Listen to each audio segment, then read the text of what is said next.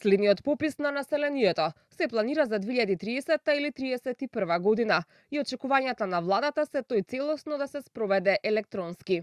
Министерот Стефан Андоновски очекува на следниот попис да нема нерегуларности како на пописот во 2021, кога, како што рече Андоновски, се попишуваа лица кои живеат во странство и не се резиденти на државата. Го критикувавме минатиот попис, имаше и зошто. Голем дел од податоците не беа собирани на вистинскиот правилниот начин методолошки. Второ, се попишуваа лица во странство кои што воопшто не се резиденти на државата под неразјаснети околности, на неразјаснети начини. Се сеќавате дека имаше пакети со пасоши кои што се попишуваа како да се луѓе.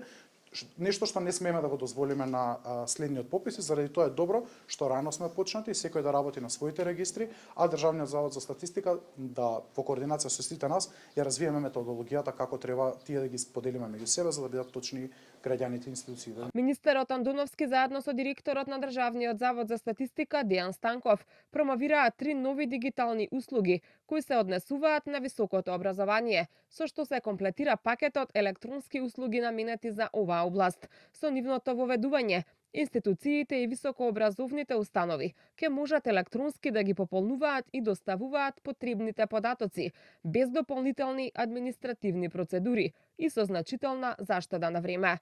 На овој начин, како што посочија, и Државниот завод за статистика ќе може побрзо да ги собира и обработува потребните информации. Денес имаме чест да ги представиме трите нови електронски услуги во областа на високото образование, поконкретно образецот за дипломирани студенти на додипломски студии, образецот за лица кои што се стекнале со звање магистер на науки или звање специјалист и образецот за лица кои што се стекнале со звање доктор на науки. Овие три образци веќе од 1 април се пуштени официјално во употреба на националниот портал за услуги, каде што студентите на многу поедноставен, лесен и брз начин ќе можат да ги комплетираат своите образки, да ги пополнат своите овие образци. Во наредниот период се очекува на порталот на статистика да бидат воведени дополнителни електронски услуги поврзани со високото образование, меѓу кои и услуги за евиденција на новозапишани студенти.